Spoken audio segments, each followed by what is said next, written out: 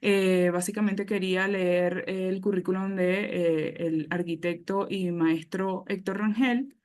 Es arquitecto de la Universidad de los Andes, es Magíster Scientiarum en Diseño y Cálculo Estructural de la Universidad Politécnica de Cataluña. Ha participado en diversos proyectos de producción social del hábitat junto a los profesores Salvatore Espina y Adelio Adreeta. Completó su formación con pasantías en el IDEC en la oficina del maestro Enrique Hernández. Desde el 2005 conforma junto a Montserrat Martín el Laboratorio del Espacio Ocupado, la VEO, con el que ha desarrollado proyectos de distintas escalas. Desde el 2016 están ubicados en Mallorca y enfocados en la rehabilitación energética colaborativa. Forma parte del colectivo de investigación basado en Barcelona, Redatla. Ha sido investigador invitado a la Universidad Politécnica Federal de Lausanne en Suiza y jurado invitado en la Universidad de Virginia, en la Escuela de Arquitectura de la Universidad de Virginia. Sin más, le cedo la palabra y agradecí enormemente por el arquitecto Héctor que nos comparte el día de hoy su visión sobre las casas pasivas versus comunidades termodinámicas. Bienvenido, profesor. Todo suyo la palabra.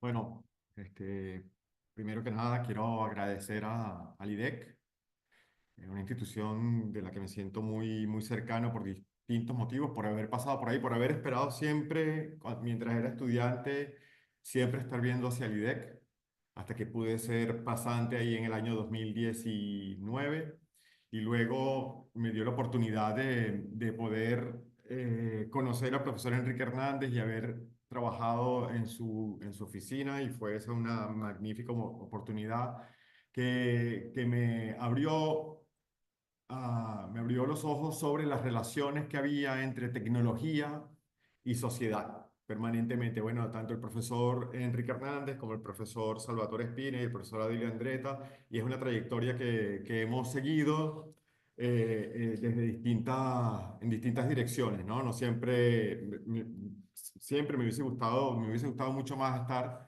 más cerca de la academia, pero también he estado en otros lugares y bueno, yo hoy agradezco muchísimo al IDEC esta invitación, y a Maylin especialmente. Bueno, voy a hacer mi presentación.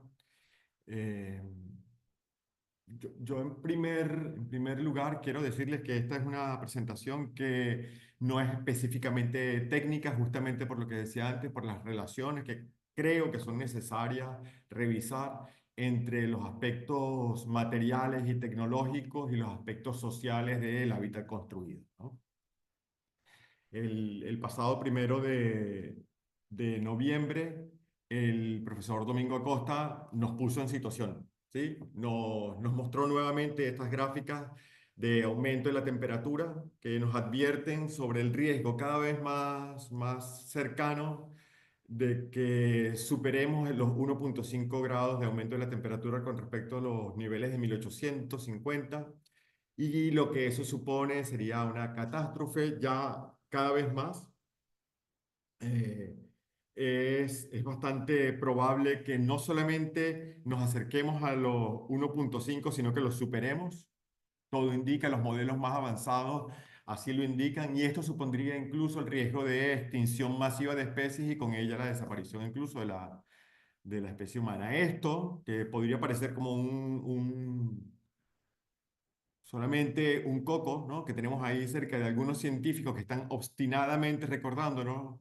Eh, yo creo que es importante saber en qué momento específico de esta crisis nos encontramos, ¿no? Y nos encontramos justo en ese momento entre 2020, en 2017 se lanzaron unas alertas importantes sobre el aumento de la temperatura en todo el mundo, pero estamos justamente en ese espacio entre 2020 y 2040 eh, a, a ver cuáles son los caminos entonces que habría. Yo creo que es necesario distinguir esas tres trayectorias, cuatro trayectorias que se ven aquí, ¿no? Yo soy daltónico, así que perdónenme con lo que pueda decir con los colores, ¿no? Pero una roja en la que es la de la aceleración y el negacionismo frente a la evidencia y que plantea de nuevo la idea del crecimiento perpetuo, ¿no? Sin restricción de ningún tipo, ¿sí? Sin límite alguno, sin reconocer lo que es la condición humana por excelencia, que son los límites, de todo tipo, siempre. Y entonces, frente a eso, lo que nos encontramos son otros momentos, otros planteamientos sobre cómo hacer la transición energética. Pero no solamente calentamiento global, ¿no? Tenemos además, se ha identificado el Centro de Resiliencia de Estocolmo, ha identificado 9 límites terrestres que superados podrían significar un punto de no retorno y un punto de inflexión en la vida humana, en la vida en el planeta, principalmente la humana, ¿sí? De esos 6 puntos ya hemos superado, de esos 9 ya hemos superado 6, ¿no? Y así hay una larga lista de indicadores que nos alertan de que estamos muy próximos ahí, como veíamos, cerca de esa punto de inflexión. El último de esos que hemos conocido es el de la corriente interoceánica atlántica, ¿sí? Eh, que es esta corriente que va desde Australia hasta Noruega y que todo indica, hay estudios muy serios que indican que esa que es la mayor transporte de temperatura que conoce la Tierra, podría estar dando señales de ralentización, incluso de colapso, ¿sí?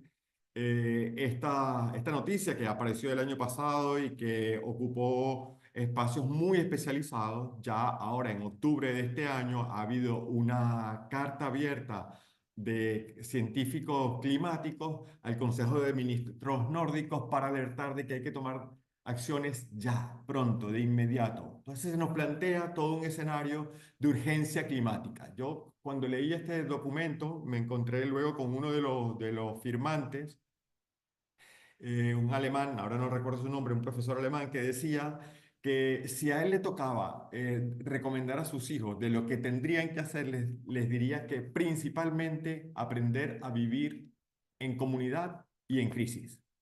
¿Sí?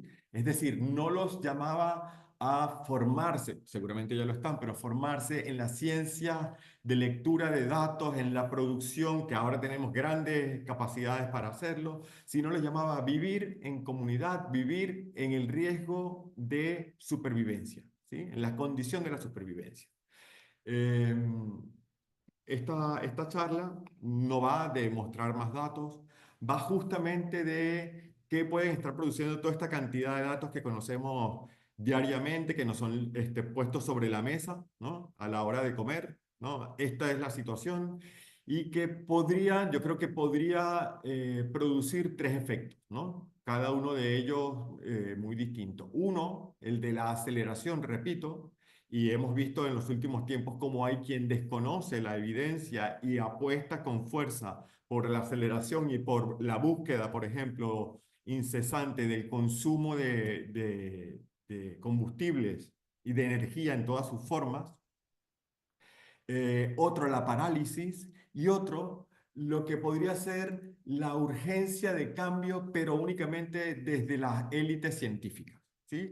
Y esto, el riesgo que comporta es que nos acostumbremos, que entremos en una época en la que la ciencia que es la madre de la tecnología también, y que en algún momento ha descuidado, por lo tanto, su conexión con la matriz Tierra, la ciencia de nuevo se convierta en una autoridad única, que sea la autoridad única para discutir los procesos de cambio, ¿no? Y que eso signifique también una nueva forma de autoritarismo, un autoritarismo de cierta idea del conocimiento, el científico, y en ese sentido creo que vale la pena revisar las relaciones que existen entre ciencia y sociedad, ¿no? Es lo que el llamado a atención que hacen muchos científicos. De hecho, llama la atención que ahora y cada vez con más fuerza movimientos políticos vinculados a la agitación incluso estén en las calles. Allí, perdonen, es que creo que yo soy el que tiene que dar acceso. ¿Soy yo quien debe dar Me acceso a la encargo, persona? Héctor, no te preocupes, me encargo. Ah, gracias. Entonces, lo que nos encontramos frente a esa posibilidad, de ese imperativo moral que las ciencias del clima estarían estableciendo y condicionando las formas de vida de la gente. Es decir, una nueva planificación basada en el conocimiento que toda la modelización climática está produciendo. Frente a eso, creo que vale la pena, repito, volver a... Ahora perdí yo la presentación, no la veo. Perdón, ahí está. Eh, lo que proponemos es unos espacios, aquello de lo que habla Latour, de las relaciones entre el laboratorio y la sociedad. Así se consiguieron grandes avances. Pasteur consiguió grandes avances en sus conexiones entre el laboratorio y la sociedad, y creemos que es un camino de ida y vuelta. Nuestro equipo se llama el Laboratorio del Espacio Ocupado, un poco para llamar la atención de la necesidad de crear espacios de experimentación en la sociedad que den posibles conexiones con las soluciones que necesitamos, ¿no? Pero que siempre estén cargadas de sentido social.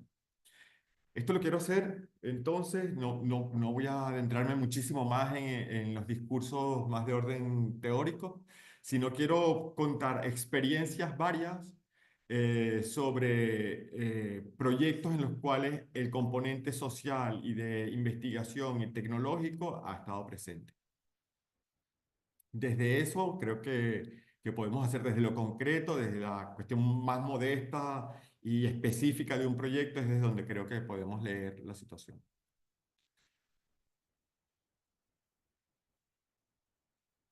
Vale, el primer proyecto que les quiero contar es... Compártela, Héctor, porfa.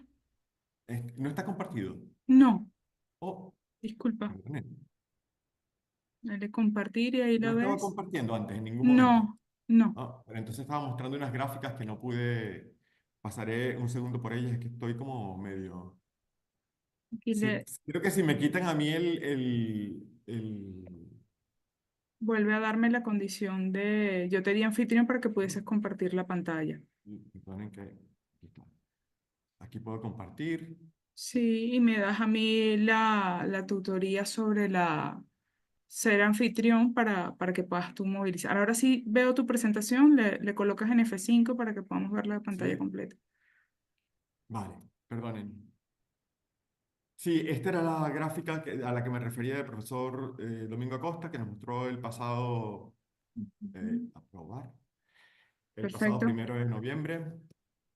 Este es el punto en el que me refería, en el que nos encontramos, este punto de inflexión, en el que se abren por lo menos tres posibilidades de acción. Estos son los 6 de los 9 límites superados según el Centro de Resiliencia de Estocolmo. Y esta es la corriente, las- la corriente meridional del Atlántico, ¿sí? Que como les decía, se mueve desde Australia, que lleva agua caliente y se devuelve aquí en el norte, en el Atlántico Norte, y refresca, bueno, enfría, mejor dicho, toda esta zona, ¿no? Y crea los cinturones de lluvia tropicales. Lo que se está observando es que la cantidad de agua dulce que está acá está empujando al fondo el agua caliente y la está ralentizando este movimiento, está cortando ese movimiento de circulación, ¿sí?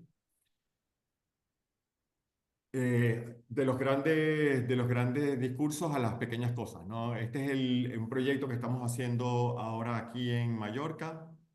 Como puede verse, es un bloque de vivienda de 64 viviendas repartidas en 4 escaleras, ¿sí? Es un proyecto de rehabilitación energética de 64 familias en un barrio obrero, ¿sí? Un barrio obrero este es el núcleo de Mallorca y el barrio está justamente en esta zona. Y curiosamente, estas familias que viven aquí en el barrio de La Soledad y Nuevo Levante, eran los terrenos donde estuvo la gran compañía de electricidad de Mallorca, ¿sí? Estas familias que ahora viven en lo que se ha denominado pobreza energética, que tienen dificultades para pagar su factura en un momento de una gravísima crisis económica. El aumento de la factura eléctrica ha puesto a muchas familias al borde de un nuevo tipo de pobreza, de poder tener que decidir si calienta la casa o come, ¿sí? Entonces, frente a Héctor, este escenario, súbele un poquito el audio a tu salida porque me dicen que no te escuchan tanto. sí, creo que voy a tener que acercarme un poco más. Ajá, listo. Yo te escucho Sí, perfecto, pero hay me alguien oyen, que me indica oyen. por el chat, porfa, nos comentan si ahora escuchan perfecto. Gracias. Vale, Discúlpame, vale. Héctor. Entonces, esa es la situación, ¿no? De la ubicación. Frente a esta crisis permanente, la subida de los precios de la energía, a partir, por supuesto, de la liberalización del sector que se inició en Europa, específicamente en el Reino Unido, a finales en el gobierno de Margaret Thatcher, de ahí hubo una cascada de gobiernos que privatizaron la electricidad y ha traído consigo en los últimos años no la promesa de que habría siempre disponibilidad de electricidad porque mejorarían las condiciones y las instalaciones, habría innovación, sino lo que se ha producido es un alza en el mercado, injustificada además, en el mercado energético que ha llevado muchas familias a la pobreza, ¿no? Como decía. Eh, Desde hace unos años, desde final de la pandemia, hubo una política del Consejo Europeo para atender esta situación, pero también para animar toda la economía de la transición energética, ¿sí? Entonces se abrieron unos fondos que se llaman los fondos Next Generation, que tienen principalmente dos objetivos. Por un lado, la transición energética, ayudar a la economía a la transición energética y la digitalización, ¿no? Estos fondos tienen unas subvenciones para familias vulnerables que van hasta los 18.000 euros, condicionado, los 18.000 euros por familia, condicionado a que tengan un ahorro energético de entre el 30 al 60%. El 80% se subvenciona, aquí está, se subvenciona. Si tienes un ahorro del 60%, consigues los 18.800. Y para personas que tengan, representa el 20%, el 80%, perdón, de la inversión. El otro 20%, si las familias demuestran que son vulnerables, ¿sí? Pueden acceder a ese otro 20% y por lo tanto obtener un 100% de subvención de las obras, ¿sí? Esta es la documentación. Todos estos programas de la Unión Europea pasan por las instancias europeas que son de un altísimo nivel de regulación, pero no solamente desde el punto de vista financiero y administrativo, legal, sino también desde el punto de vista tecnológico, como ya vamos a ver, ¿no? Es decir, no es una cosa apasionante el proyecto de rehabilitación energética, ¿no? En los términos que está planteado. Deja muy poco margen para la exploración, para la experimentación y más bien está todo bastante, sin duda, hay muchísima investigación asociada. Yo creo que luego de que entras en el proyecto de rehabilitación energética comienzas a conseguir los retos y el interés, pero de entrada no parece un terreno de muchísima, repito, exploración y investigación, ¿no? Perdón, exploración técnica o formal. Las 64 casas del bloque de Bogotá se encuentran, como decía, en la periferia de Mallorca. Este es lo que fue la ciudad amurallada. Y aquí en la periferia en la periferia este, se encuentra este terreno que en lo que fueron primero las zonas anegadas de la ciudad, donde estuvieron algunos sacerdotes franciscanos, y luego a final del siglo XIX se ubicaron allí las primeras fábricas y comenzó a hacerse, cuando en 1902 se demuelen las murallas, pasa a ser el ensanche que termina por construirse en 1930, ¿no? Curiosamente, esto es la isla de Mallorca. La isla de Mallorca está en el sureste, en el este de España, en el mar Mediterráneo. Y curiosamente, como les decía antes, aquí en esta zona donde se ubica el terreno de las 64 casas, como llamamos al proyecto, las 64 viviendas, estaba antes ubicada toda la central de transformación eléctrica a partir de gas, ¿no? Era esto. Había sido anteriormente toda una zona de siembra que se transformó en los años a partir de 1902 en los terrenos de las centrales eléctricas, ¿no? En la actualidad, este es el terreno, el perímetro de la ya vamos a volver allí, el perímetro del edificio que vamos a mostrar ahora con más detalle, pero lo que sí quería decir es que es un edificio que fue entregado en 1980 sin construir, ¿no? Un edificio que fue entregado por el Ministerio de la Vivienda sin que estuviese terminado. Entonces la gente, los habitantes de la comunidad terminaron el edificio en mejores condiciones que podían, ¿no? Nosotros nos conseguimos con ellos en un momento en que estaban optando, querían optar para los proyectos de subvención de fondos Next Generation y allí acudimos un poco con el repertorio de ideas y de organización que habíamos manejado en su momento en Caracas, ¿no? Que son esas cuatro fases del proyecto basado en la producción social del hábitat, que es la organización de las comunidades, los planes y proyectos participativos, la ejecución por autoconstrucción y la operación o puesta en marcha y revisión por parte de la comunidad y la evaluación de los proyectos. Este esquema lo discutíamos con el profesor José Rafael Núñez, que es profesor también en la Escuela Venezolana de Planificación y que participa de este proyecto, que era, veíamos que era muy idealista, ¿no? Este esquema en el que el proceso es absolutamente cerrado, no hay accidentes, pareciera que todo se inicia en un día uno, que es cuando llegan los técnicos a la comunidad, no reconocía la historia, no reconoce los movimientos internos de una comunidad, sus pulsiones, sus impulsos, reimpulsos, y el profesor José Rafael planteó revisar el esquema y planteaba ¿no? Esta espiral, ¿no? En esta espiral, lo que dice es que uno se monta, participa, es llamado a participar, pero ya hay un impulso organizador y los equipos promotores que caracterizan, levantan propuestas y proponen acciones, hay lo que se llama un reimpulso que permite animar el debate y permite animar los procesos de planificación, ¿no? Eh, Esto es parte de lo que hacemos nosotros, ¿no? Esta tecnopolítica de la organización, diría alguien por ahí, ¿no? Entonces, para nosotros es muy importante la noción de comprender la realidad, ¿sí? Para eso hacemos procesos de caracterización preliminar, revisamos con las comunidades los detalles de cómo es el edificio, cuál es la situación del lugar en el que está el edificio, y se pasa a una fase de proponer la transformación luego de que hay una suerte de consenso general sobre cuáles son las condiciones que nos atañen, que nos condicionan, ¿no?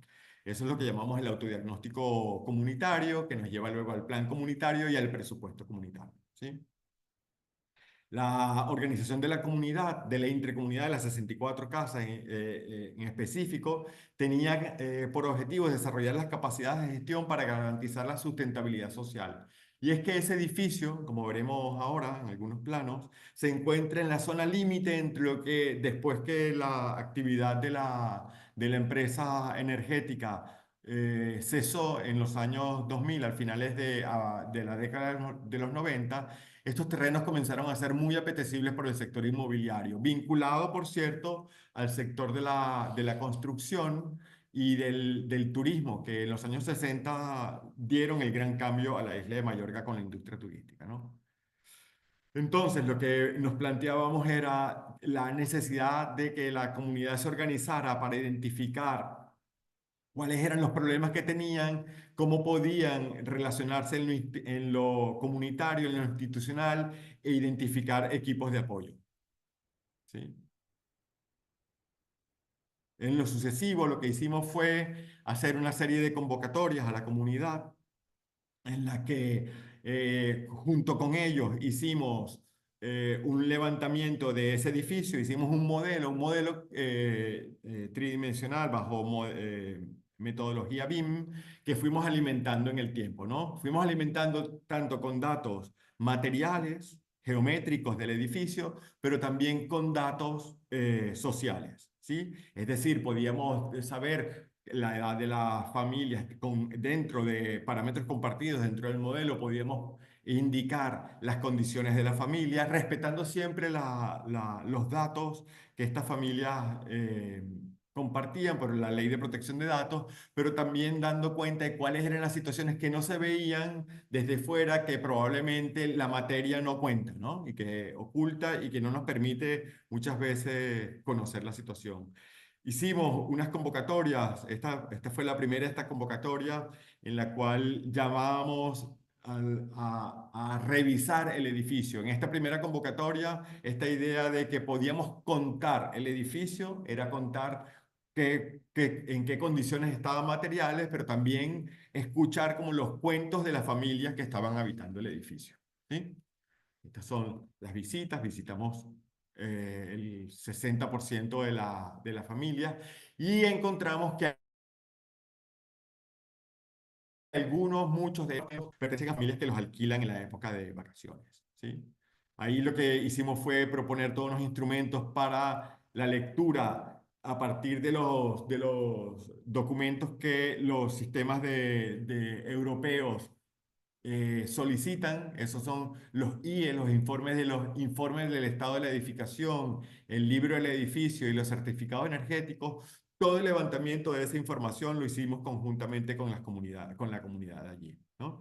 Y al mismo tiempo íbamos, como se da acá, se ve acá, íbamos relatando también los cuentos que la gente nos contaba, nos echaba, la echaba el cuento sobre cómo estas situaciones de deterioro de ese edificio, que tuvieron que terminar ellos, en el tiempo se habían convertido también en un factor de riesgo y de miedo, ¿no? Entonces, la cornisa era un lugar que su deterioro ya no permitía que la gente saliera quizá a los únicos espacios públicos, a los únicos espacios para compartir que tienen, que son los balcones interiores, que son estos balcones que se ven aquí, ¿no? Cualquier día ocurre una desgracia, ¿no? Entonces, íbamos informando muchas veces, hemos hecho unos parámetros en los cuales podemos incluso incorporar estos datos, ¿no? Allí el edificio deja de ser únicamente una construcción puramente geométrica y material y pasa a tener una construcción narrativa, ¿no? Eso nos parece que es importante porque saca el edificio de la pura mercancía, ¿sí? Cuando el edificio está cargado de sentido, cuando la gente reconoce que cada lugar de esos tiene una historia, poder dejar ese edificio, esa construcción, esas casas en manos del sector, voraz sector turístico inmobiliario, es más difícil, ¿sí? Voy a ir un poco más rápido. Aquí están los instrumentos que creamos conjuntamente con el profesor José Rafael Núñez para hacer este trabajo de levantamiento de la información que, como digo, íbamos transcribiendo con fotografías y datos que iban alimentando esos modelos, ¿no? Esos modelos al mismo tiempo íbamos cargándolos con información sobre la transmitancia térmica de esos materiales y nos permitían también ir contándole a la comunidad los avances en las propuestas que íbamos haciendo. Eran modelos de entonces de análisis y de comunicación, pero que pronto nos dimos cuenta que los mecanismos europeos no admiten que utilices cualquier programa, sino que cierran el rango de los programas homologados para los proyectos de modelización térmica y tuvimos que, bueno, estuvimos trabajando un buen rato pasando la información a un formato abierto de BIM que se llama IFC. Muchos de ustedes lo conocerán. Cuando los pasamos, tuvimos problemas con los programas homologados, el CIPETERM y algunos otros programas, para que leyera la información, que esta vez sí era puramente material y técnica, ¿sí? Vista esa dificultad que nos atrasó un buen rato, pasamos entonces a otro programa, ¿eh? que está homologado, está, digo, por el Código Técnico de la Edificación, por los sistemas de revisión de los proyectos que se llama CE3X. En el CE3X tuvimos que hacer manualmente, repasar toda la información que teníamos, repasarla manualmente en cada uno de los elementos, ya no tridimensionalmente, que es más fácil. Un modelo que ha venido siendo cargado mucho tiempo, tuvimos que traspasarlo muro a muro, ¿sí? De igual modo, todos los análisis que veníamos haciendo con la web de Andrew Marsh, que muchos de ustedes conocen seguramente, que para el análisis de radiación solar y otros análisis, tuvimos que pasarlos al C3X, que es bastante más tosco, pero creo que cumple su cometido, ¿no? De igual modo, tuvimos que hacer el libro del edificio. Todos estos son documentos que produce el Ministerio de Transporte, Movilidad y Agenda Urbana, con el apoyo del Instituto Roja para la Construcción, el Consejo Superior de Investigaciones Científicas y el Consejo Superior del Colegio de Arquitectos de España, ¿no? En nuestro caso son 193 páginas de información sobre el edificio. Fíjense lo divertido que aparece todo esto, ¿no? Y luego logramos hacer también el certificado energético, y con el certificado energético nos dimos cuenta que teníamos que las condiciones, las bajísimas características del edificio nos daban una G sobre estos índices de máximo el valor límite de consumo de energía primaria no renovable, que eso se hace en kilovatios hora metro cuadrado año, ¿sí? Para el caso de Mallorca, nosotros tendríamos admitido para reforma 55% y tenemos un 1,25% adicional de rango, esto porque estamos en la zona climática B de España, un 1,25% adicional, lo cual nos subía a, 0,70 a 75, perdón, por ser un edificio, una reforma, ¿no? Aquí está. Pero aún así estábamos muy por fuera del rango. Teníamos una letra G, ¿sí? Y en el proyecto logramos obtener una letra D. Subimos más de un 70%. El programa Next Generation pide que ese rango sea por lo menos de 60% y logramos subirlo hasta 70%. Es así como todas las instalaciones que teníamos en el edificio y las condiciones internas del edificio se pasaban a al sistema de calificación energética, el C3X, y por ejemplo, tuvimos en la calificación energética en emisiones, tuvimos 58,8 kilogramos de CO2 metro cuadrado año. En la calificación energética de consumo de energía primaria no renovable, 233 kilovatios hora metro cuadrado año. Y en la calificación parcial, bueno, estos son datos que probablemente... Esto, repito, se hacía incorporando todos los datos, cargando manualmente la transmitancia de cada uno de los materiales que encontramos allí, ¿no? Y los que proponíamos. Para las placas fotovoltaicas también utilizamos los programas de rendimiento y de cálculo de energía solar fotovoltaica que provee la Unión Europea, ¿sí? Hicimos una instalación de 48 kilovatios pico, que son 67.300 kilovatios año, ¿sí? Vale. La propuesta finalmente terminó siendo un sistema de aislamiento térmico exterior en fachadas y cubiertas de polietileno expandido de 80 milímetros en las fachadas, con ventanas con marco de PVC, perdón, con rotura puente térmico y cristales eh, de eh, baja emisión de 4 milímetros, 9 milímetros de cámara y 4 milímetros a lo interno, ¿sí? Claro, estas soluciones, este es el estado actual, esto está así, les cuento, está así marcado en el borde porque hoy mismo estamos teniendo cambios. Hoy, miércoles 13, ¿no? Estos son los detalles que vamos preparando, ¿sí? Y por alguna razón no aparece, no, aquí está. Estas cosas que aparecen así es que tenemos una persona trabajando en otro lugar y esto indica que está haciendo un cambio. El modelo con el que estamos trabajando indica, el modelo con el que trabajamos lo utilizamos solamente no para el cálculo ni el análisis energético, sino que lo utilizamos solamente para la emisión de los planos, ¿no? Y de los detalles.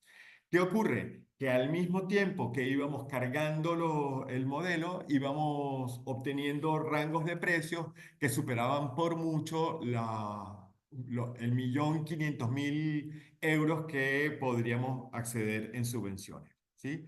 El primer presupuesto que recibimos cuando compartimos los modelos con una empresa constructora era de 2.600.000 euros. ¿Sí? Se salía por mucho. Entonces eso obligó, y aquí hay, por supuesto, una crítica velada a cómo se está produciendo este proceso de rehabilitación energética, es que eso nos obligó a utilizar materiales igual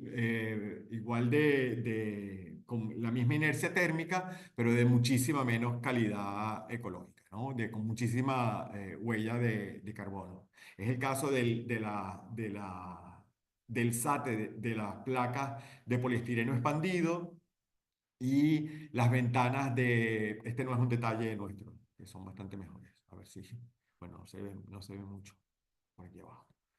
Estos son los detalles típicos que nos envían las empresas y entonces salimos de un poco del régimen muy estricto de los programas de cálculo energético homologados por Europa, entramos entonces en la disciplina de las empresas fabricantes de todos estos elementos constructivos de aislamiento térmico, ¿sí? Es una pena, no se ve. Aquí teníamos unas facturas que quería mostrar muy por encimita. Entonces ahora estamos en ese momento con la comunidad, en el momento en el que estamos bajando precios. Esta mañana tenía una reunión con el arquitecto, uno de los arquitectos del equipo, que tiene muchísima experiencia en procesos de autoconstrucción, viendo la posibilidad de quitar partidas a la empresa y pasar todas esas partidas para que sean ejecutadas por la comunidad en un esfuerzo de organización de unidades productivas, para las cuales vamos a tener que hacer un plan de formación, ¿sí? Eh, eh, ya volveré más adelante, creo, no sé por qué faltan un par de láminas del proyecto, creo que están más adelante. El segundo proyecto que quiero contar, que ya algunos de ustedes estarán muy aburridos, yo también, pero planteando esta presentación, ¿no? ¿Qué tiempo llevo? 47 minutos. Voy a ir bastante más rápido. El segundo proyecto que quiero contarles fue un proyecto que hicimos en la alcaldía de Caracas. Estamos aún en tiempo, Héctor, estamos aún en tiempo, ¿Cómo? tranquilo. Estamos Estamos aún bien en de tiempo, tiempo. sin problema. Gracias. El segundo proyecto, conjunto de proyectos que quiero mostrarles, es los proyectos que hicimos cuando estábamos en la alcaldía de Caracas, con Maylin, con la profesora Paola Posani, con Servando García, José Rafael Núñez, un grupo de arquitectos que en el año 2009 entramos en la alcaldía de Caracas y a tiempo de ser arquitectos hacíamos gestión pública, ¿no? Ese proceso se inició en el año 2008 cuando nos invitaron a hacer una propuesta para gobierno de Caracas. Hicimos lo que se llamaron los gabinetes de hábitat parroquial por toda Caracas y una de las ideas que salió en la parroquia San José fue la necesidad de reubicar el terminal de la bandera. ¿Sí? Estas imágenes todos las han visto, porque lo he contado muchas veces. Pero lo que sí que me parece que es interesante es cómo conviven desde muy temprano en el proyecto las dos preexistencias más importantes. Esa matriz natural de la cuenca de la Rinconada que le da nombre, ¿sí? Y las comunidades, los grandes sistemas de transporte público y las comunidades que estaban allí, ¿sí? Para nosotros, ya de entrada, era la oportunidad de hacer un plan conjuntamente con esas comunidades para hacer honor a lo que la propuesta de los gabinetes de hábitat parroquial, que eran los gobiernos parroquiales, nos habían planteado, ¿no? El reto de los gobiernos parroquiales. El plan del parque se hizo conjuntamente con el equipo de Richard Rogers, que estuvo en Caracas en ese momento, pero creo que lo más interesante en el tiempo que hemos visto todos, incluso ellos y nosotros, fue cómo logramos articular todas las propuestas en 5 ejes y muy especialmente en el eje comunidades, ¿no? Todos los proyectos, aquí se ve un ejercicio de integración. Este señor que está aquí es Leszek Dobrovolsky, que es un señor que es una eminencia en todos los temas de movilidad urbana. Tempranísimo nos dijo, ningún terminal funciona si no escuchas a los choferes de los autobuses. Yo he visto grandes infraestructuras de transporte que fallan la primera semana y no levantan porque no se cumplieron las condiciones, no se escuchan las condiciones de quienes operan el transporte, ¿sí? Lo que hicimos entonces fue plantearnos cómo podíamos hacer que la, la, todas esas fases de organización, planes y proyectos, la ejecución de las obras y la operación tuviesen participación de los distintos equipos, los movimientos sociales, de las comunidades, de los ministerios, ¿sí? Y eso dio lugar a un esquema de ciclo de gestión que, de nuevo, está idealizado aquí, pero que nos permitió entender muchísimo el lugar a partir de la experiencia y sí, de la vida que tenían tanto las instituciones como las comunidades. Lo que fue interesante de esos años fueron las distintas reuniones que se produjeron, y vuelvo a estas metodologías de la planificación participativa, cómo se produjeron una serie de esquemas que luego dieron lugar, aquí estaría una lámina perdonen ustedes, una lámina, es que el paso de PDF a PowerPoint no siempre sale bien, pero lo que quería mostrar aquí son cómo estos esquemas se transformaron luego en los esquemas de la estación de autobuses, que al mismo tiempo que incorpora la propuesta de los conductores del tráfico. Aquí está nuestro amigo José Franqui, que falleció hace unos días, que aportó muchísima inteligencia a este proyecto. Reconocía, venía por Incetra, aquí está el número 4, José, lograba escuchar con atención a los distintos conductores, incluso a las empresas más caníbales, con el terminal de la bandera, y sacar propuestas de interés allí, y que esas discusiones se convertían después en factores de forma, en elementos, se espacializaban factores de forma y conseguían una expresión arquitectónica que resonaba en los intereses de todas las que habían participado en estos talleres. Eh, por ejemplo, en el caso de la estación, ojalá esté la imagen más adelante. En el caso de la estación, un ejemplo de eso fue cómo la cubierta que da acceso, la gran marquesina que da acceso, que salía como desde la propuesta del equipo de Incetra, de que había que tener espacios de espera que no fuesen dentro de la estación, y el equipo de Rogers visitando la Universidad Central reconoció el potencial de la plaza cubierta y se planteó una plaza cubierta, está planteada una plaza cubierta, y esa plaza cubierta terminamos por diseñarla pensando en las capacidades de producción que hay en la comunidad de Cacique Tiuna, en las carpinterías que hay allí, en las posibilidades logísticas que hay desde la carpintería de Cacique Tiuna, que está a 400 metros de aquí de la estación, ¿no? Otro de los casos de los proyectos que desarrollamos en ese tiempo es el del Jardín de los Primeros Pasos. En 2016 comenzábamos a sentir de manera muy profunda la crisis por las sanciones que había contra Venezuela, y allí nos planteábamos la imposibilidad de desarrollar los grandes proyectos, ¿no? Y recuerdo que en esa época nos asomábamos, esta era la ventana de nuestra oficina ahí en el parque, nos asomábamos desde allí, eh, y veíamos en nuestra permanente reflexión de qué podíamos hacer por el por el proyecto del parque, veíamos, incluso a veces de manera descuidada, no atendíamos a estos niños que salían cada tarde a jugar ahí de las escuelas que estaban aquí en el entorno, ¿sí? Eh, el profesor José Matamoros siempre nos ha dicho, ponte en una esquinita y escucha y ve a ver qué pasa, qué se mueve, cómo se mueven las personas, atiende lo que estaba ocurriendo, ¿no? Entonces, ese consejo eh, cuando ya no teníamos recursos para hacer mucho más, sino atender a lo que estaba pasando, descubrimos el potencial que tenía este edificio, esta gran explanada de estacionamiento que apenas era utilizada en algunas tardes como patio de maniobra, de ensayo del Metrobús de Caracas, ¿no?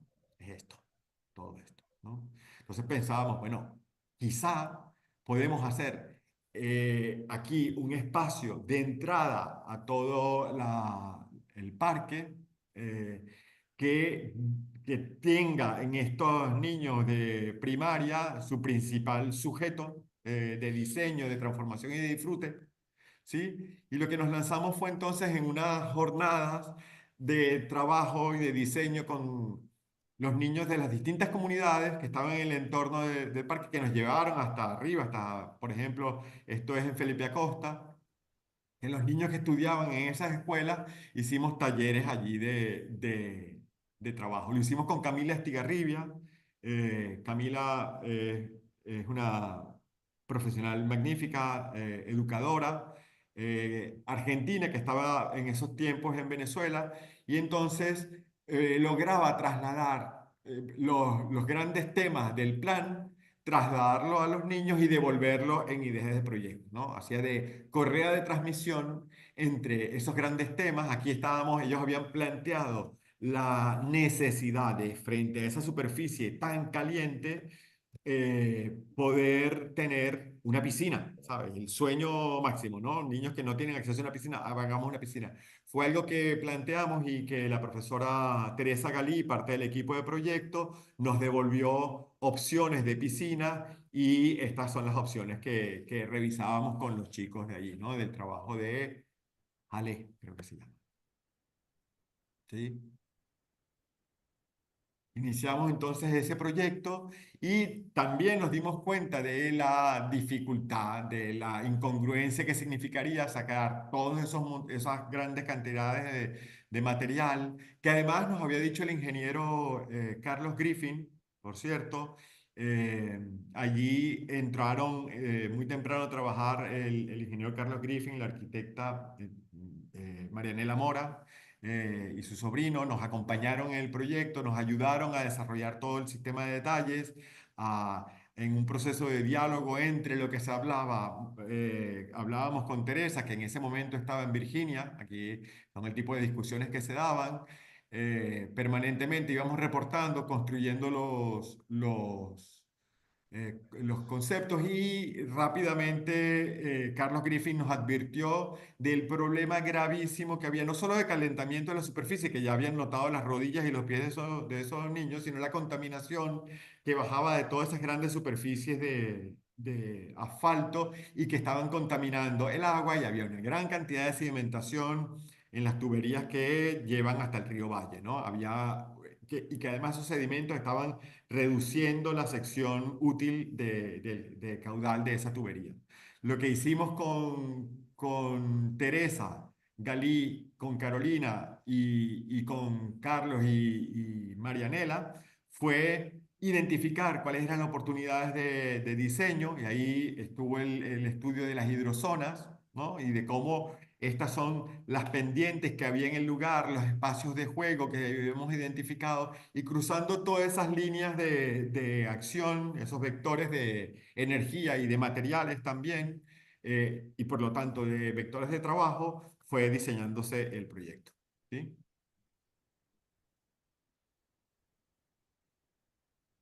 Esto es la condición que conseguimos antes y las condiciones que generamos después. Este es ese espacio.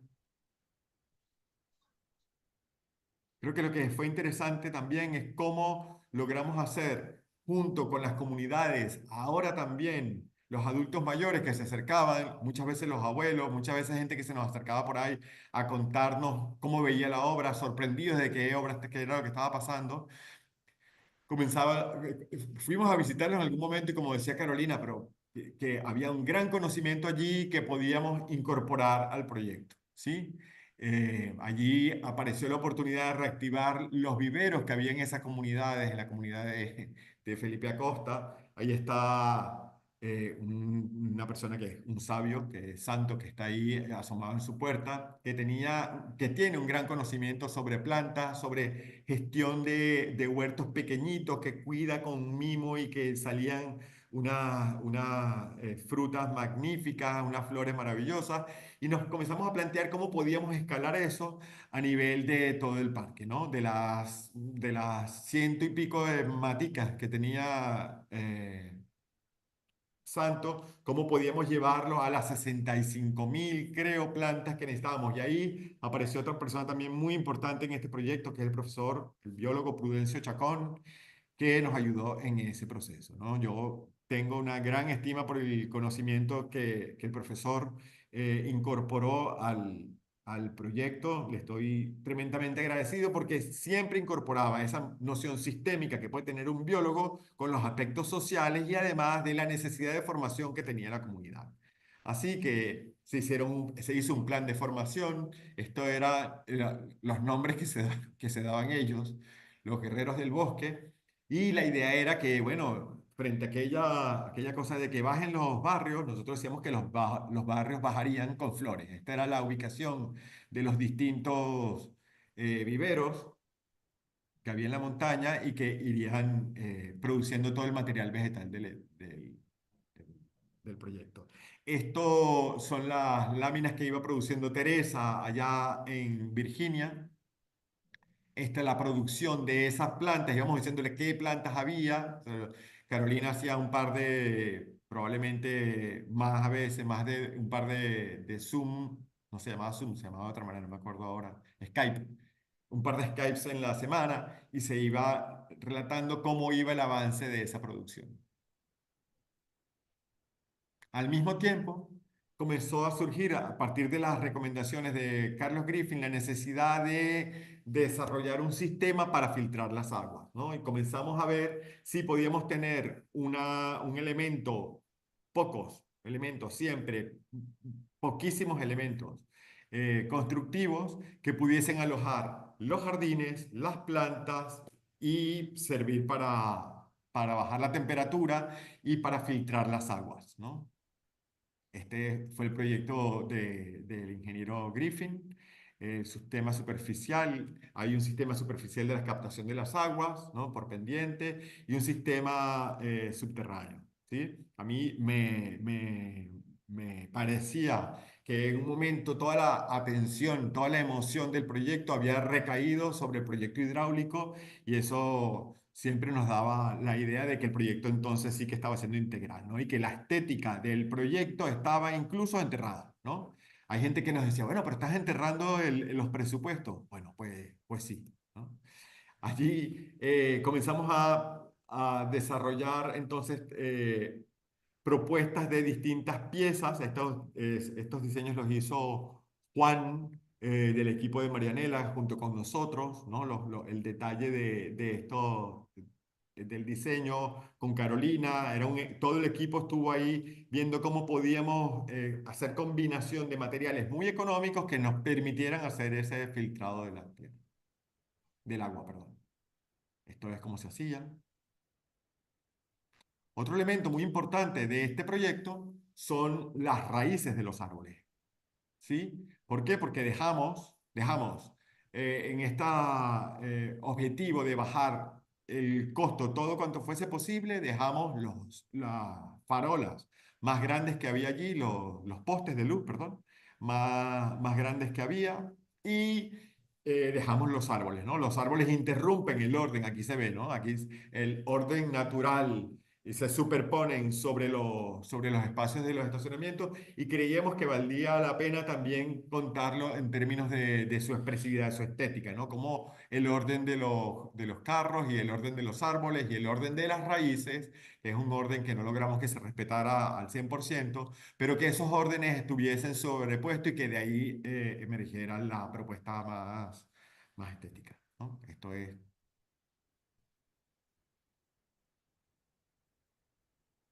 son los distintos niveles de absorción. Y de nuevo, desde entonces, esta idea de cómo los discursos de la gente, de los chicos, van informando de los chamos ahí en el lugar, van informando ideas de proyectos que finalmente lográbamos poner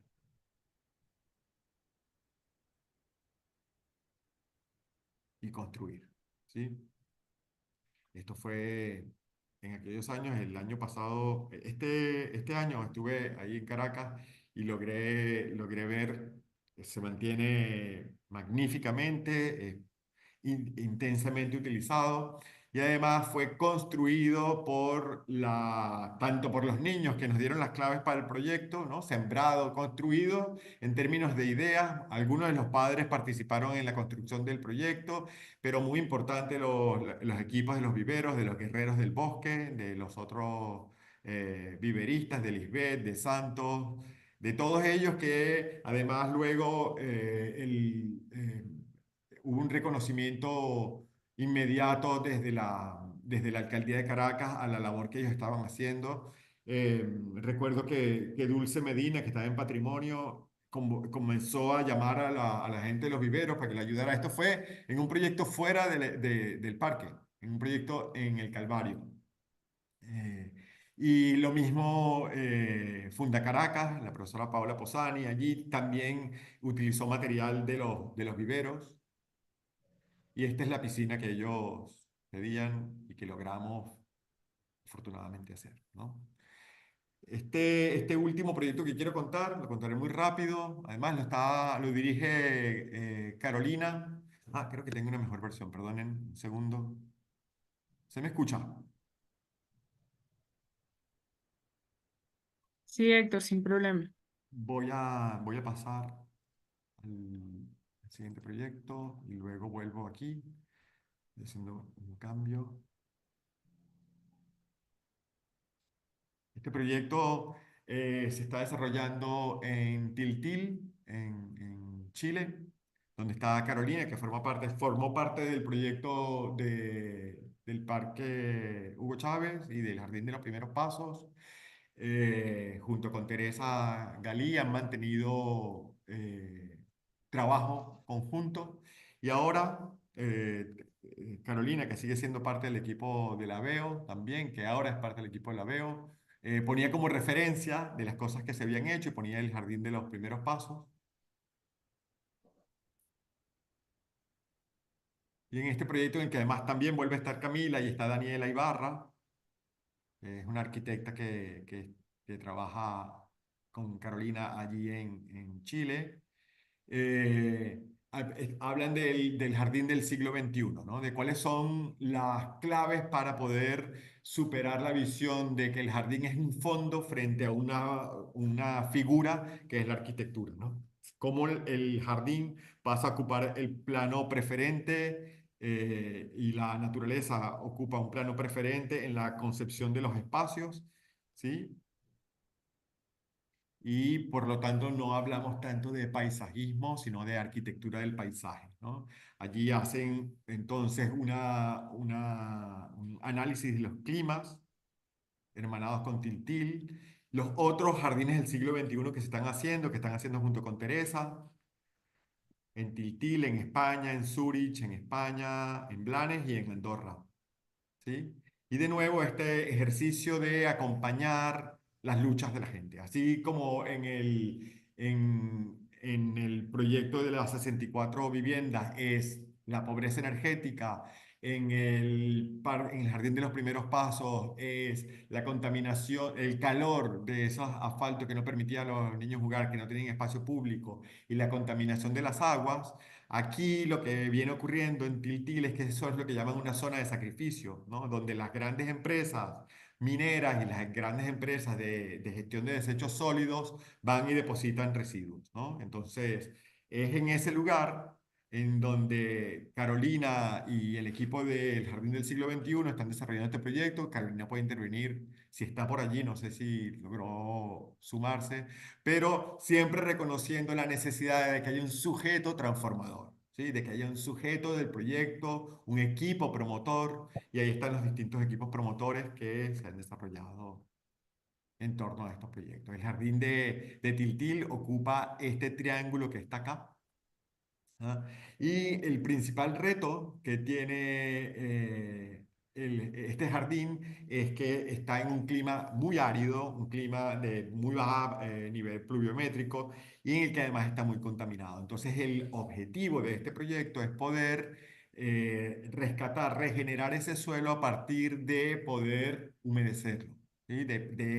Es un paisaje de retención húmeda. Seguramente Carolina me corregirá, no es exactamente eso, pero es así como lo llamamos, por ejemplo, en el caso que estamos desarrollando ahora también en el proyecto de las ciclorrutas de montaña en el Parque Bolívar.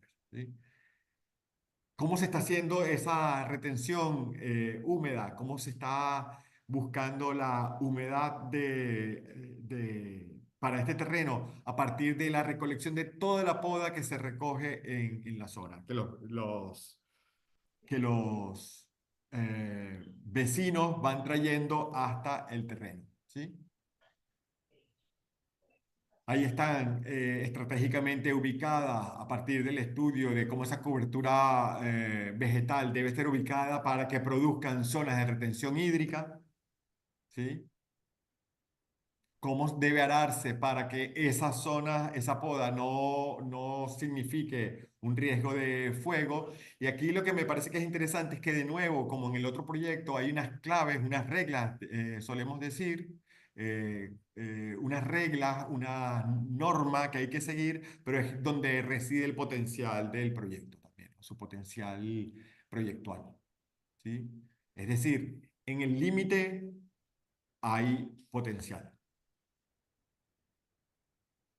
¿Qué ocurre? Que en los últimos meses hubo este proyecto de construcción de viviendas en el cual estaban produciendo un gran movimiento de tierra que se llegó a un acuerdo para traer esa tierra hasta acá y producir, como en el Jardín de los Primeros Pasos, también montículos y una topografía que ayude también a movilizar el agua incluso. Y ahí vemos como un plano de arquitectura puede tener incluso una maquinaria, un camión volteo, ¿no? Como elementos de proyecto.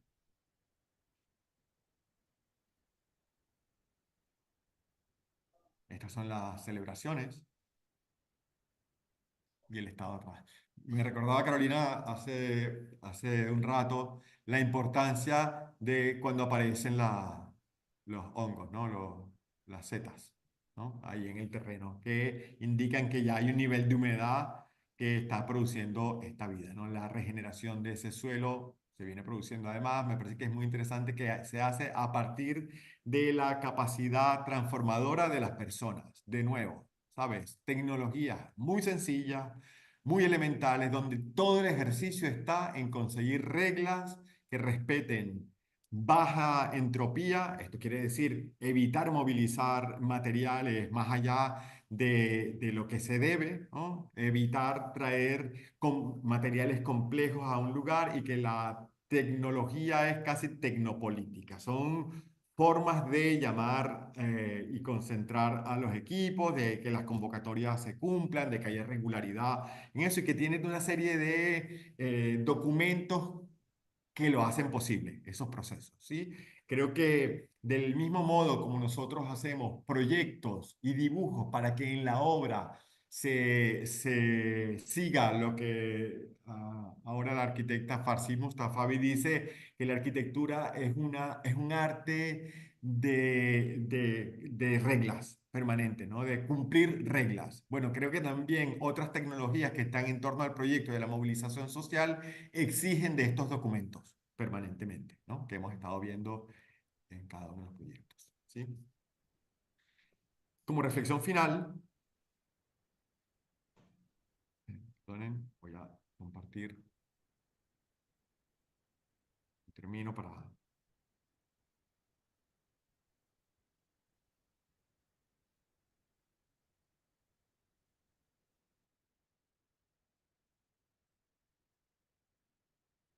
el proyecto.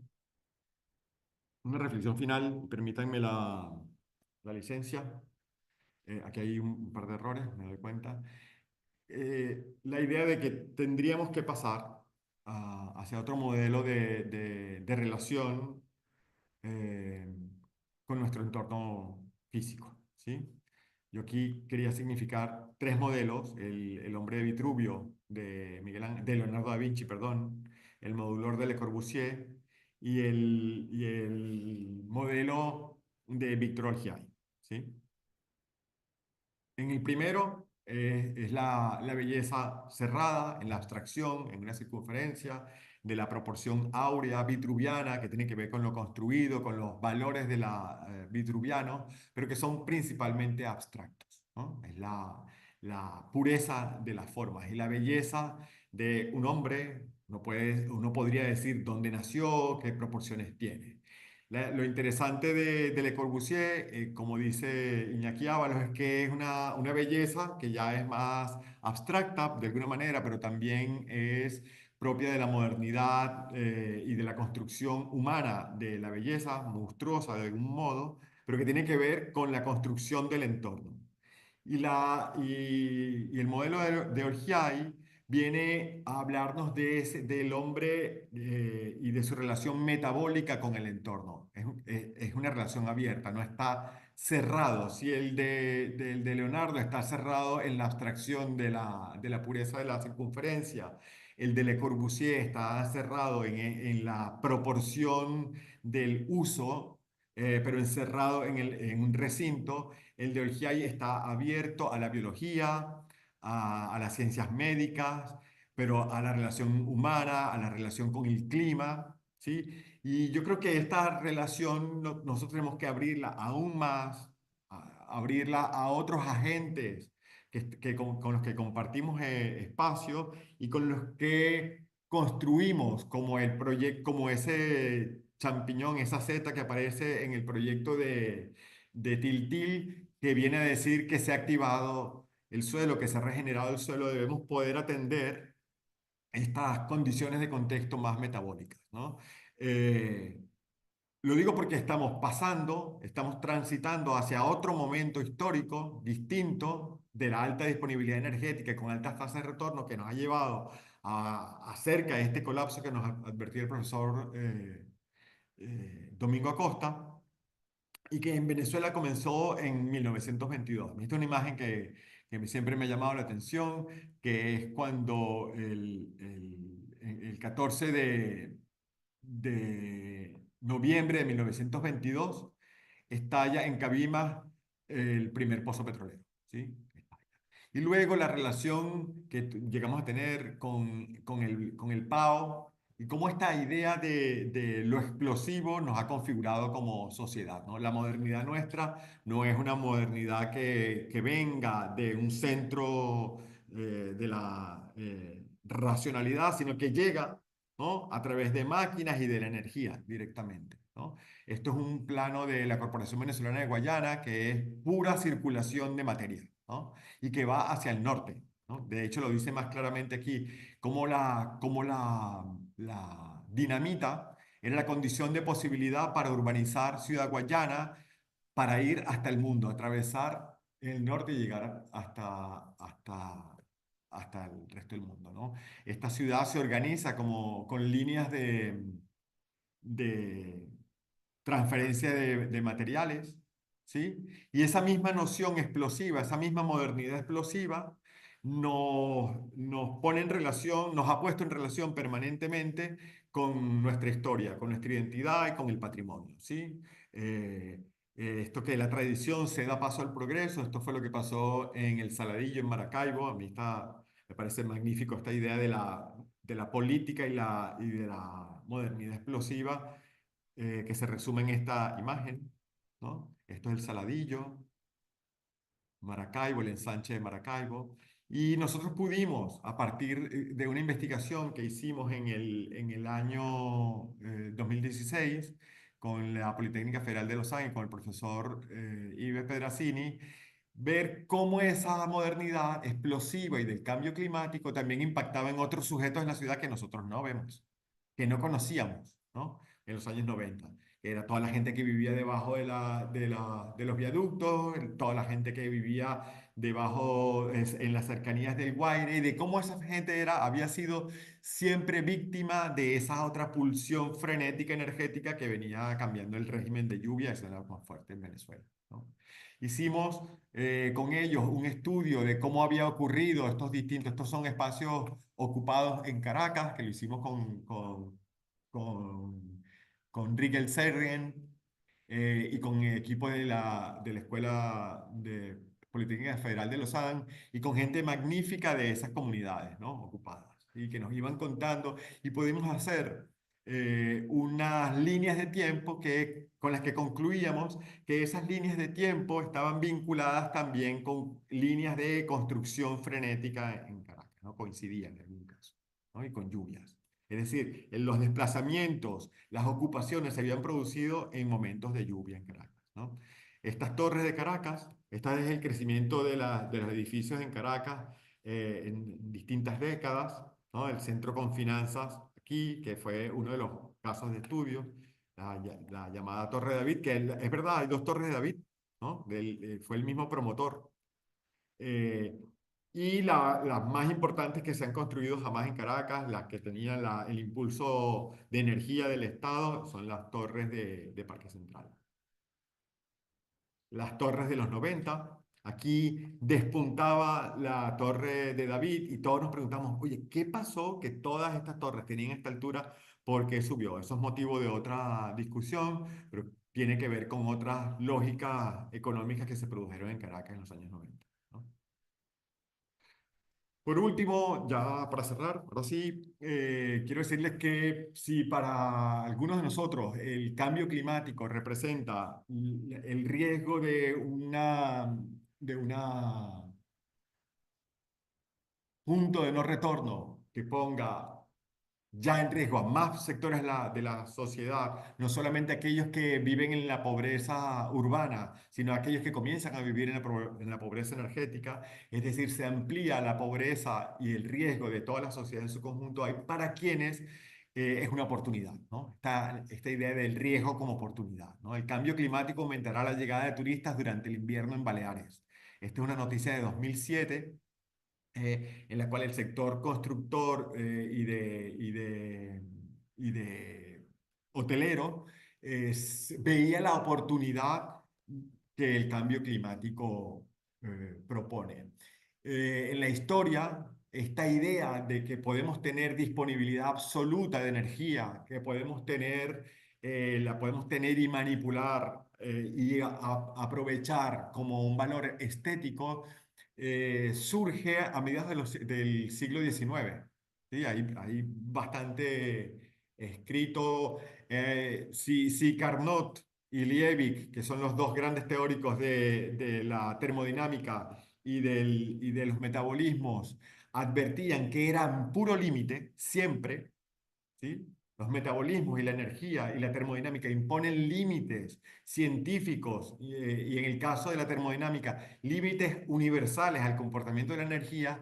La ideología de la energía ha desconocido eso, ¿no? Y la ha convertido en catedrales, ¿no? Como la Catedral de Luz de Albert Speer en los años 40, ¿no? Para el partido nazi alemán, o la Power Plant de Antonio Sanelli, y todos sus elogios a la pura pulsión energética sin límites, a la energía llevada a su punto de paroxismo, ¿no? Nosotros, país petrolero, hemos podido ver como otros países, lo de la izquierda son las manifestaciones por la crisis y las huelgas de los mineros en Londres en los años 80 y por la privatización del sector eléctrico que se dio a finales en el 89. Nosotros a principios de los 90 vivimos también una época convulsa por la subida de los precios de de la gasolina y por lo tanto del pasaje estudiantil, ¿no? En este momento creo que volvemos a esta noción, justo ante este punto de bifurcación entre los distintos modelos de futuro, vemos cómo reaparece esta noción de energía sin límites, ¿no?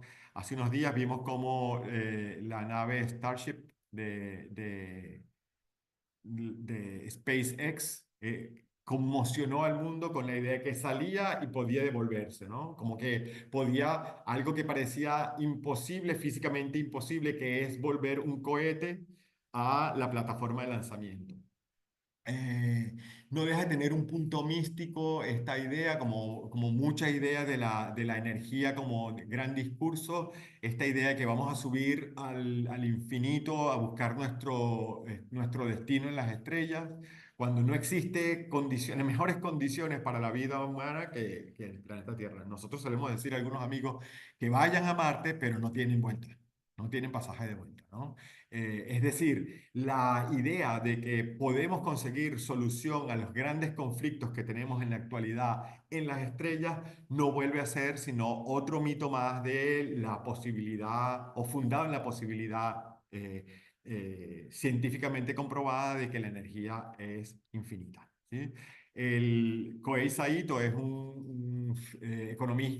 filósofo económico japonés que plantea entonces cuatro escenarios actualmente para la transición energética, ¿no? Cuatro momentos que podemos tener. Él plantea que si hay más poder estatal y más desigualdad, nos enfrentamos a lo que se llama fascismo climático, es decir, fuerzas que están planteando abiertamente que hay que bajar la población mundial de manera drástica para que algunos grupos tengan acceso a mejores condiciones de vida y poder regenerar la naturaleza para un pequeño grupo, ¿sí?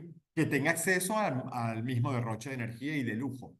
En el cuadrante de menos poder estatal y más desigualdad, ya la barbarie, ¿sí? Es el momento en el que no hay reglas, en lo que algunos también proponen que no haya reglas, que la desigualdad campe, y eso sería la oportunidad de la barbarie.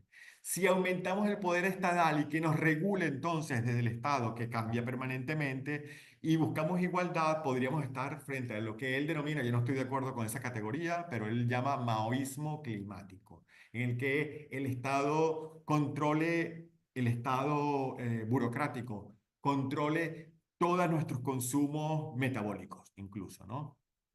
Y por último, y donde podría estar la oportunidad, buscar mayor igualdad en cuanto al uso, porque son fuentes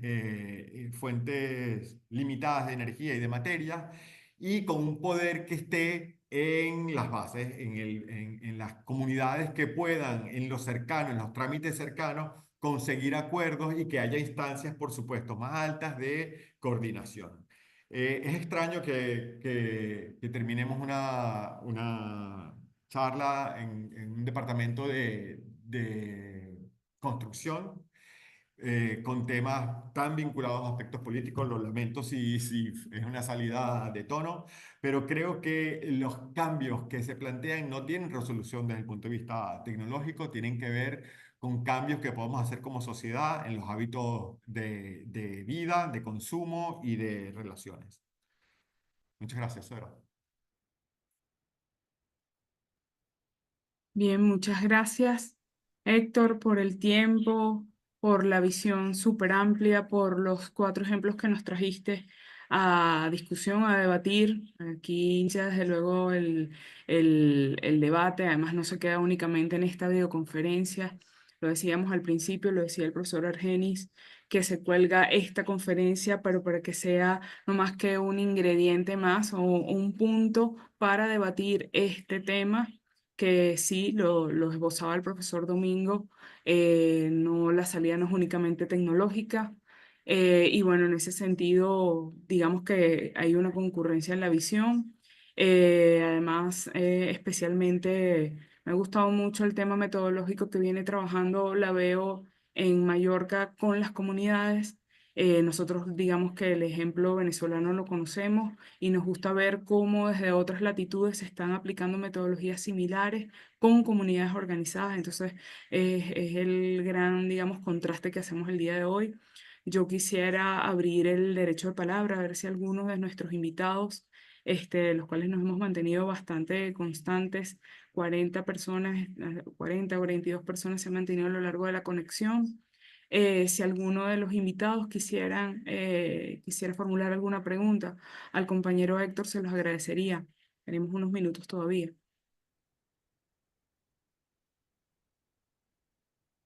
Pueden levantar la manito.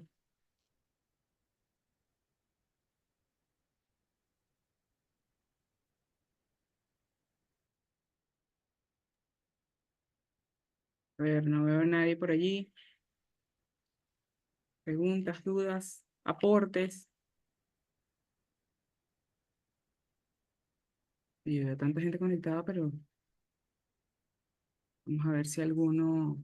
Ajá, por acá le doy la palabra a la compañera Damelis Carvajal, que está levantando la mano. Damelis, adelante.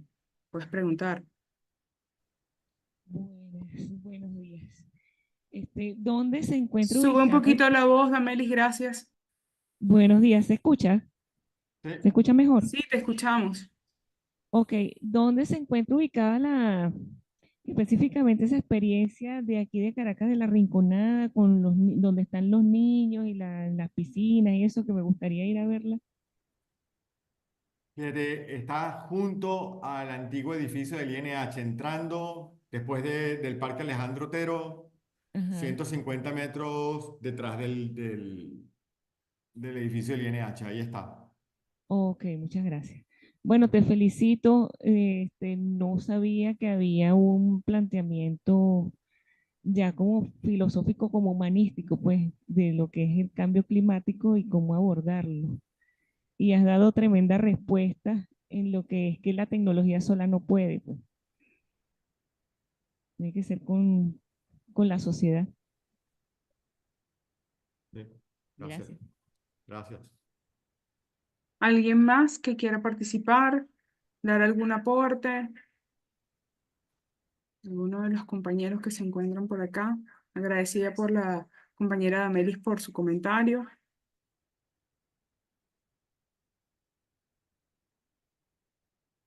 Bien, doy unos minutos más. Vale, sí.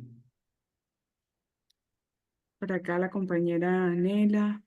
Gracias a Héctor por tan hermosa presentación.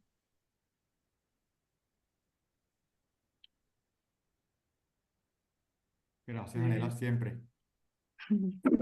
May, hola Dígame, Héctor. adelante. No, bueno, quería felicitar a Héctor, de verdad que hermosísimos los proyectos. Me encanta esa visión transversal donde no solamente el arquitecto y las comunidades están ahí pendientes, sino todo ese equipo desde un sociólogo, un antropólogo, que eso fue creo que una de las maravillas que logramos trabajar este, a los principios de este siglo, cuando hicimos esos proyectos de habilitación y todo, donde pudimos incorporar gente tan valiosa que además dieron sus propias visiones sobre los temas y donde finalmente pudimos colocar todas esas capas de conocimiento, porque tú lo demuestras ahí como cada pensamiento fue teniendo un layer en ese plano final y que no fue solamente el querer, sino también el construir. Y yo pienso que me encantó esa figura donde empiezas con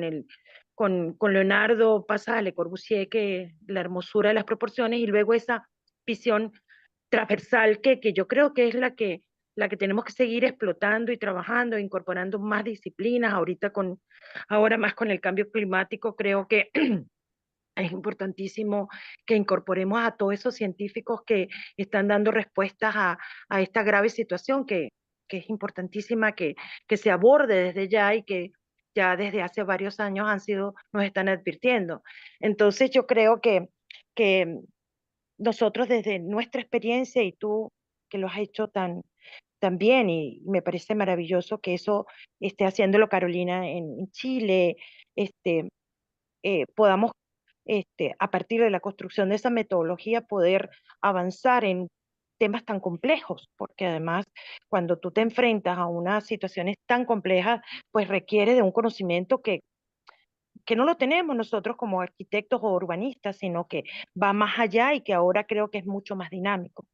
Entonces, mis felicitaciones, de verdad que me encanta que nosotros como profesionales que trabajamos en esos proyectos podamos sentir que de alguna forma se avanzó exponencialmente y creo que más que nunca tenemos que seguir en esa incorporación de nuevos profesionales y que esa horizontalidad se convierta en un infinito pues, para ambos lados. Felicitaciones a Mailing con esta serie de conferencias y por supuesto Héctor, que siempre estamos pendientes uno del otro, pues te deseo mucho éxito, corazón, y a tu equipo y a todas las personas que trabajan en este campo tan complejo que es construir ciudad y creo que no debemos seguir este, desde el campo filosófico inclusive. Yo creo que Heidegger nos dio muchos caminos sobre el tema del habitar y creo que tenemos que retomar de nuevo a ese viejito sabio que dejó escrito cosas muy importantes de cómo debemos abordar el tema tan complejo del habitar y de construir esa ciudad y eso que estamos haciendo todos. Muchísimas gracias, y Maylin, por supuesto, el IDEC. Gracias, Nela. Gracias, Marianela. Un millón, un abrazo por participar siempre. Bueno, ¿alguien más? Si nadie más va a Buenos, participar, buenos dígame, días. ¿quién Buenos días, habla? Mayren. Disculpa que no, Prudencio Chacón, no conseguí la manito. Adelante. No, no se preocupe, adelante. Buenos días, Héctor. Lamentablemente no pude oír toda la conferencia, pues se interrumpió. Tengo problemas con internet, no estoy en Caracas, estoy en la zona de baja señal de internet, como es usual.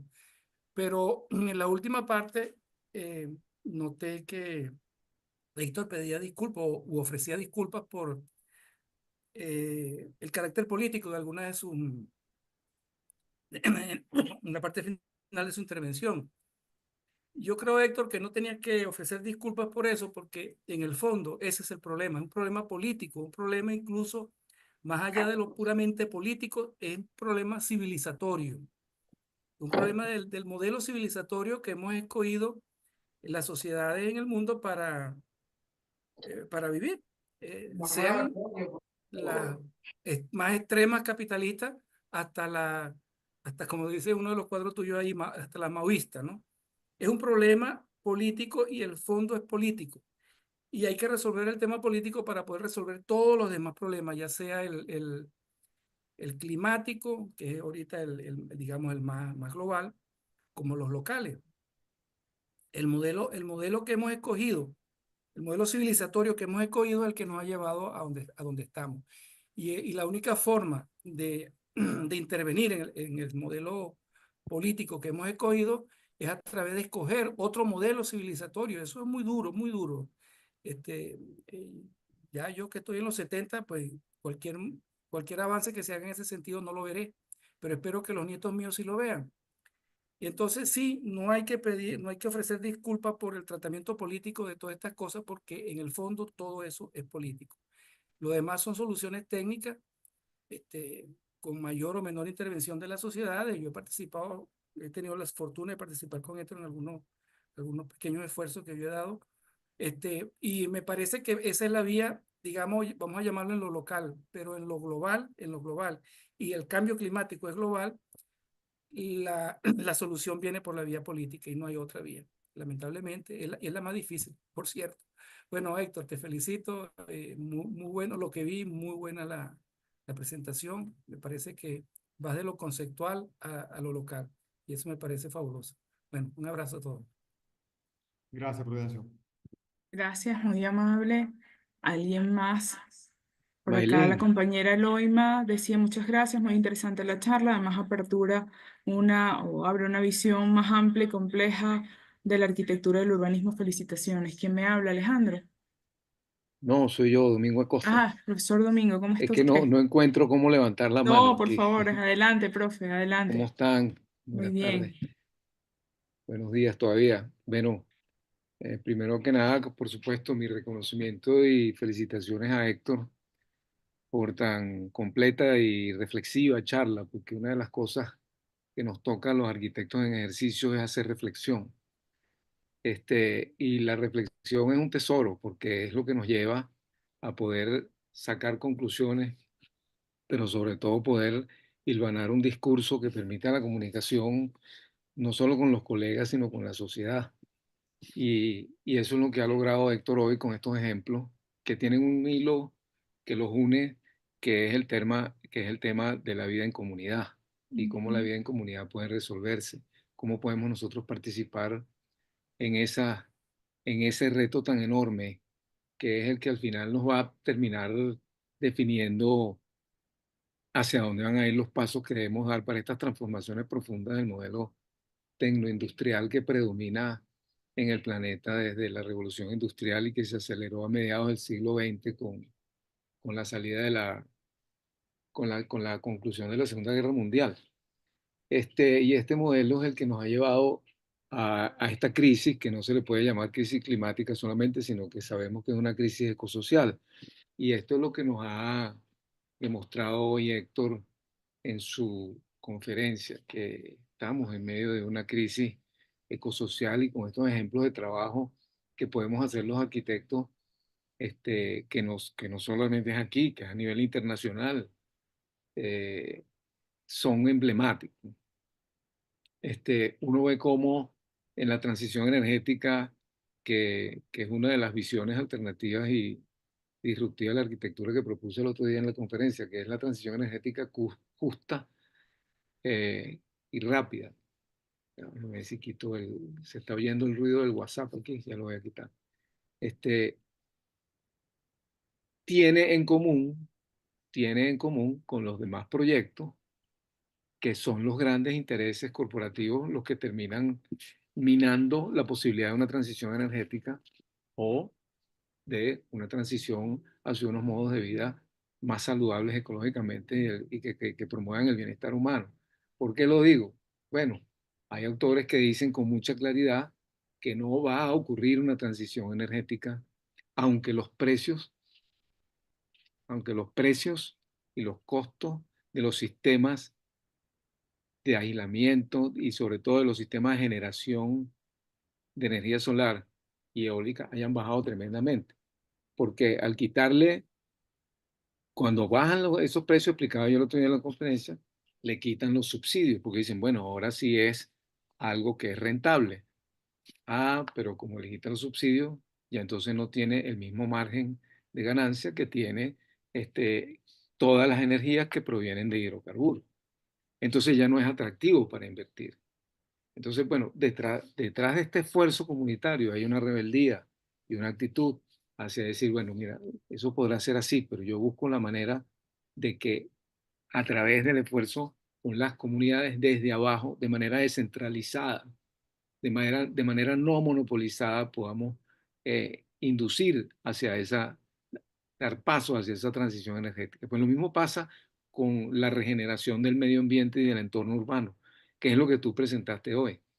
Héctor, varios ejemplos de cómo desde una mina abandonada hasta grandes movimientos de tierra que se recuperan, o ese parquecito hermoso en la Rinconada, son ejemplos de lo que se puede hacer de diseño regenerativo en nuestras ciudades y en nuestro entorno. Bueno, de nuevo felicito al IDEC, nos felicito y de verdad que agradezco a Héctor que haya concurrido y a darnos esta conferencia tan interesante que bueno, que esperemos que tenga repercusión más allá de de nuestro ámbito de arquitectos y del IDEC. Gracias.